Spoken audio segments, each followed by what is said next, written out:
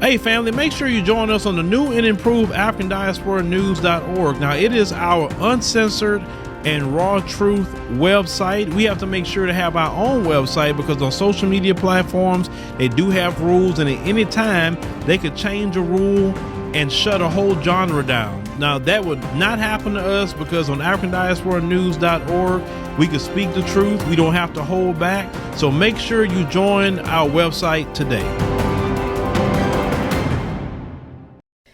Hello everyone, it's me, Demetra Kaye of the Demetra Kaye Show here on YouTube and a proud contributor of the African Diaspora News Channel. If you could please do me a favor and subscribe to all channels and like this video, I would greatly appreciate it. So not too long ago, President Cyril Ramaphosa of South Africa visited with that of President Joe Biden and Vice President Kamala Harris at the White House. Well, he met with Joe Biden first in the Oval Office, and they discussed things like trade, investments, global matters like food insecurity. And then he moved along and had breakfast with Vice President Kamala Harris at her house, the Naval Observatory. And they discussed things like technology and women's rights.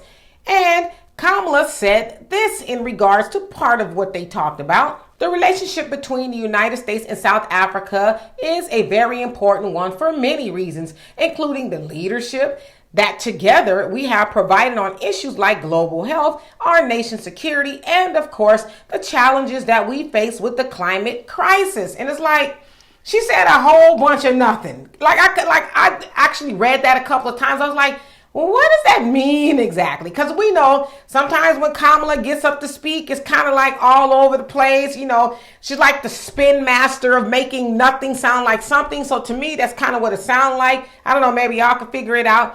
And so, of course, you know, Cyril Ramaphosa, they said that he liked what he was hearing and things like that. Now, this, what Biden and Harris are doing with Cyril Ramaphosa of South Africa, is actually part of a U.S. strategy with sub-Saharan Africa in order to repair things that went awry during the Trump administration. Y'all remember when he likened Africa and a couple of other places to S-hole countries? So they said that we're trying to repair our relationship and actually strengthen it, right?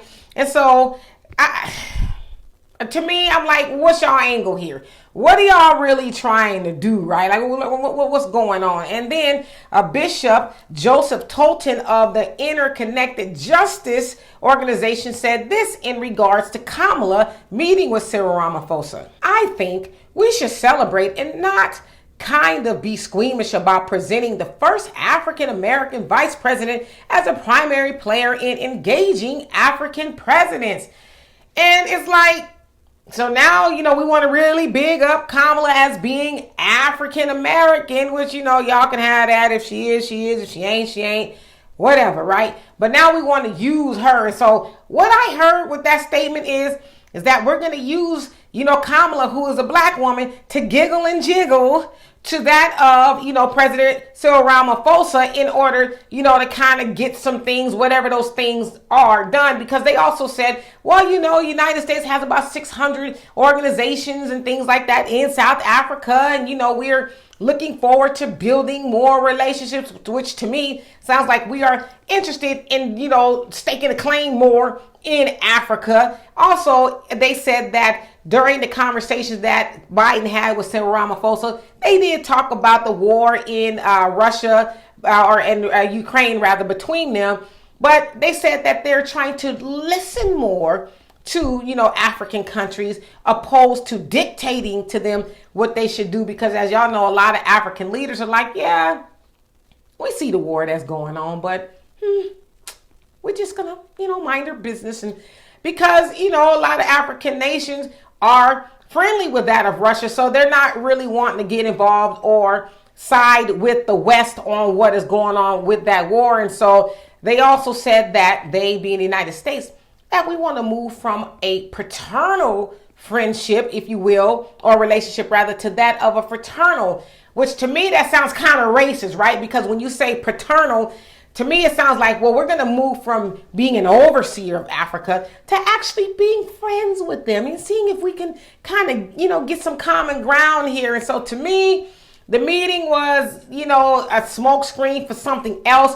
And as usual, with a lot of other countries, they are trying to gain more control of Africa. And I think that's what this is here, because if you really think about it, you know, the United States is trying to build this relationship with Africa, but it's like, what about the black people you got over here?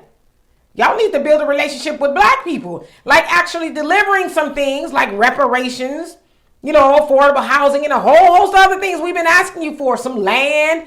Y'all over there in Africa. Now listen, I'm not hating on the African people. We love you and everything like that. This ain't even about y'all. This is really about the Biden administration trying to go over there and, you know, help Africans and build a relationship with them, but they're ignoring the black people that's over here. And so I think we, black people in America and Africans, Cyril, you listening to me? Be very leery of them, because they probably got something up their sleeve and it's not really to be helpful. Anytime they send, you know, somebody like Kamala, who really, you know, is neither here nor there, up in the brains, send her in your face to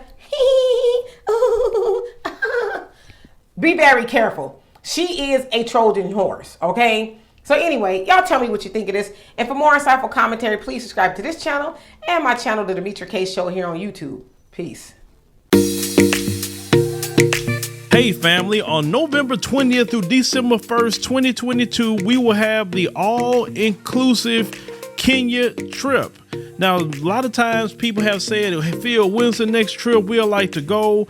I want to see Africa for myself, but this is the time to go. Everything will be taken care of. All excursions are paid. You can do monthly payments. You know, they'll have safari and a 6-city tour. You will see Charlie Island, which is something that we did not see last time on the tour. This tour will be 12 days instead of 7 days. So make sure to secure your place on the trip by going to www.wbsvs.com, make your deposit, and then you can start making your payments, and we'll see you in Kenya.